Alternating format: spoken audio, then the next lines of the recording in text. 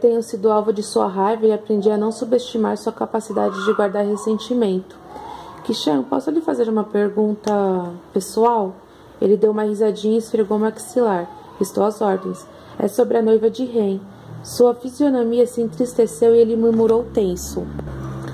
O que você quer saber? Hesitei por um momento. Ela era bonita?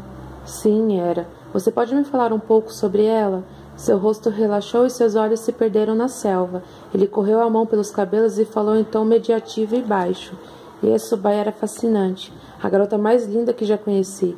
Na última vez em que a vi, ela vestia um xarará dourado brilhante com um cinto cheio de pedras preciosas que tilintavam.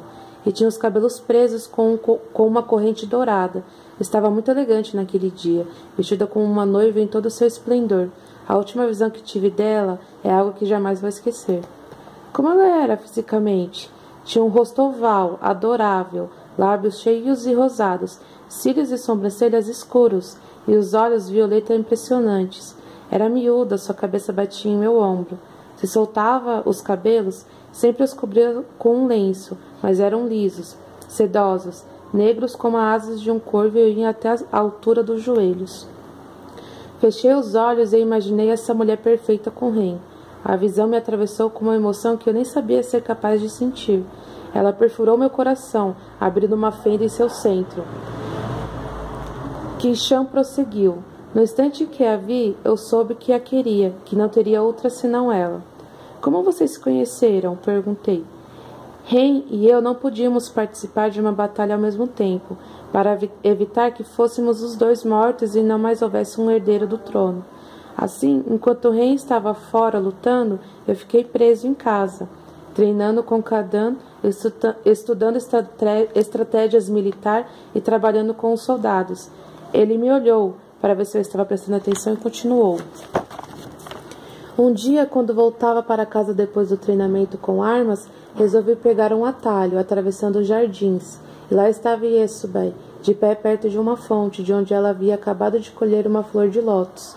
O lenço pedia de seus ombros. Perguntei-lhe quem era ela e rapidamente se virou. Cobriu o rosto e os cabelos e baixou os olhos para o chão.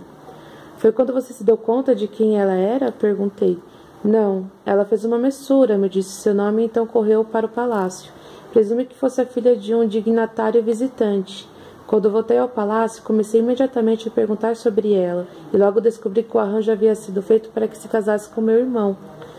Fui tomado por um ciúmes insano. Eu estava sempre em segundo plano em relação a ele. Ren tinha todas as coisas que eu queria na vida. Era o filho favorito, o político mais apto, o futuro rei e...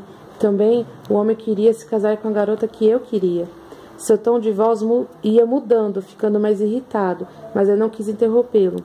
Ele nem mesmo a conhecia, vociferou ele, e eu nem sabia que meus pais estavam procurando por uma noiva para Ren. Ele tinha apenas 21 anos e eu 20. Perguntei ao meu pai se ele poderia alterar o arranjo para que eu fosse noivo de Yesubai. Argumentei que podia encontrar outra princesa para Ren. Até me ofereci para procurar uma noiva para ele. O que seu pai disse? Ele estava totalmente concentrado na guerra naquela época. Ele disse que Ren não se importaria, mas meu pai não deu ouvidos às minhas súplicas.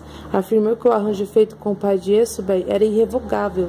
Disse que o pai dela insistira para que ela se casasse com o herdeiro do trono a fim de que viesse a ser a próxima rainha. Ele estendeu os braços ao longo do tronco no qual estávamos apoiados e continuou. Ela partiu alguns dias depois e foi levada em caravana ao encontro de Ren, para assinar os documentos e participar da cerimônia de noivado. Ficou lá com ele apenas algumas horas, mas a viagem levou uma semana. Foi a semana mais longa da minha vida. Então ela retornou ao palácio para esperar, por ele. Seus olhos dourados encaravam os meus. E Yesubai ficou 3 meses em nosso palácio, aguardando, e eu tentei evitá-la, o mais que pude, mas ela se sentia solitária e queria companhia. Convidou-me para um passeio pela área do castelo e eu concordei, relutante, achando que poderia manter meus sentimentos sob controle. Disse a mim mesmo que em breve ela seria minha irmã, mas quanto mais eu a conhecia, mais perdidamente me apaixonava por ela e mais ressentido ficava. Uma noite, quando caminhávamos pelos jardins, ela admitiu para mim que queria que eu fosse seu noivo. Nossa, e o que você fez? Fiquei exultante, logo tentei tomá-la nos meus braços, mas Yesubei me repeliu. Ela era muito rígida em relação aos protocolos. Em nossos passeios até fazia uma dama de companhia nos seguir a uma distância discreta. Ela me implorou que esperasse, prometendo que encontraríamos uma forma de ficar juntos. Eu me sentia insensatamente feliz e determinada a fazer tudo o que fosse preciso para que aquela mulher fosse minha. Segurei a mão dele, ele apertou a minha e continuou.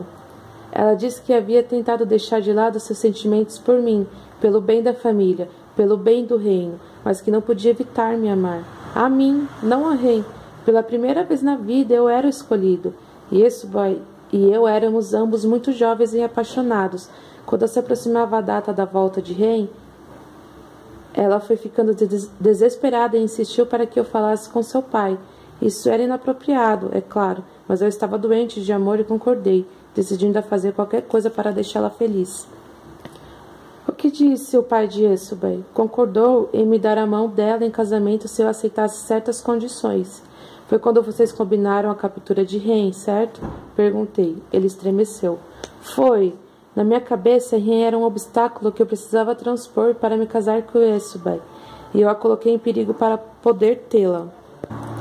Em minha defesa, o combinado era que os soldados iam escoltá-lo até o palácio do pai dela e que então mudaríamos os planos do noivado.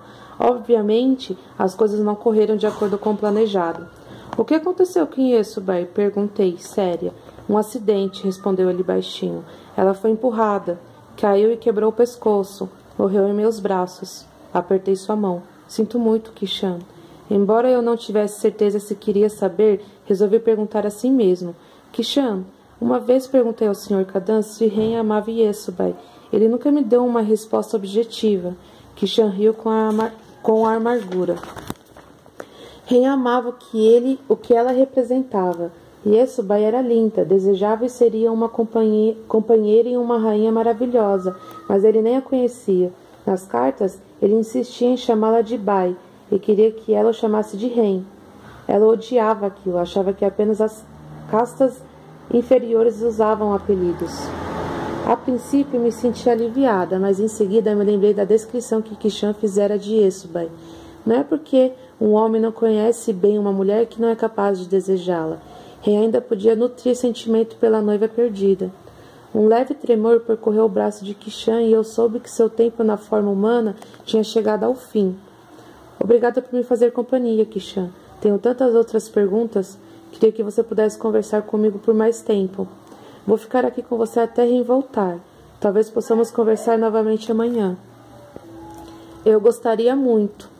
O perturbado rapaz se transformou no tigre negro e encontrou um lugar confortável para um cochilo. Resolvi escrever um pouco em meu diário. Sentia-me péssima em relação à morte de Yesubei. Abri uma página em branco, mas acabei desenhando 2 tigres com uma linda garota de cabelos longos entre eles, traçando uma linha que ia da garota a cada tigre. Deixei escapar um suspiro. Era difícil pôr um sentimento em ordem no papel quando ainda não os organiza na cabeça. Ren não voltou daquele dia e Kishan dormiu a tarde inteira. Passei por ele fazendo barulhos várias vezes, mas ele continuava dormindo. Grande protetor, murmurei. Eu podia desaparecer na selva e ele nem ia ficar sabendo. O grande tigre negro bufou de leve, provavelmente tentando me dizer que, mesmo dormindo, sabia o que estava acontecendo. Acabei lendo em silêncio pelo resto da tarde, sentindo falta de Ren.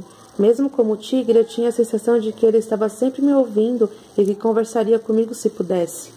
Depois do jantar, fiz um carinho na cabeça de Kishan e me retirei para a barraca. Enquanto acomodava a cabeça em meus braços, não pude deixar de notar o grande espaço vazio ao meu lado, onde Ren costumava dormir.